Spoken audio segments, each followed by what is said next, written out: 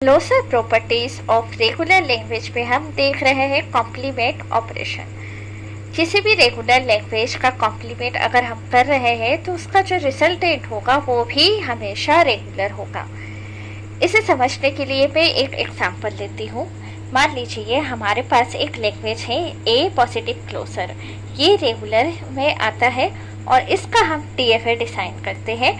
और ये जो टीएफए है आप ऐसे देख पा रहे हैं, जिसमें इनिशियल स्टेट है Q0 और फाइनल स्टेट है QF, और जहाँ A ट्रांसफ़र हो रहा है Q0 से QF में, और QF में एक सेट लूप है। इसका मैं जो कॉम्प्लीमेंट बनाऊंगी, कॉम्प्लीमेंट बनाने के लिए जो स्टेप्स है, फर्स्ट स्टेप ये है कि जो नॉट फाइनल है उसे फाइनल बना दीजिए और जो फाइनल स्टेट्स है उसे नॉट फाइनल बना दीजिए। बस उसी तरह से हमने यहाँ पे कॉम्प्लीमेंट ऑफ TFA बना लिया है इस तरीके से। और ये प्रूफ होता है कि पर्टिकुलर TFA का कॉम्प्लीमेंट बनाया जा सकता है। इसका मतलब कोई भी अगर रेगुलर लैंग्वेज है, रेगुलर में आ रही है, तो वो कॉम्प्लीमेंट ऑपरेशन में भी रेगुलर होगी।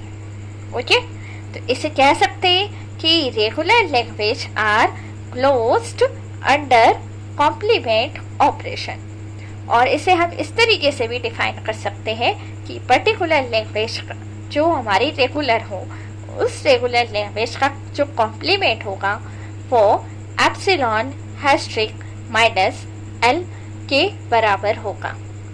यानी कि जो कॉम्प्लीमेंट से जनरेट होगी वो लैंग्वेज यहाँ पर इस तरीके से प्रेजेंट की जा सकती है।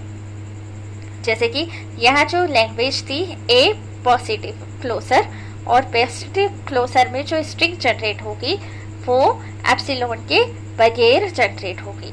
लेकिन जब हमने यहाँ TFA को कॉम्प्लीमेंट किया तो यहाँ लैंग्वेज जो हो रही है वो तो एक्सेप्ट होगी, लेकिन यहाँ उसका अपोजिट होगा। यानी कि यहाँ ए ट्रिपल ए इस तरीके से सीरीज जनरेट हो रही थी, बट एप्सिलॉन जनरेट नहीं होता, एप्सिलॉन एक्सेप्ट नहीं होता, बट इसके कॉम्प्लीमेंट में इसका जस्ट अपोजिट हो जाएगा, यानी यहाँ पर एप्सिलॉन एक्सेप्ट होगा। इसी बात को यहाँ पर इस तरीके से डिफाइन किया गया है।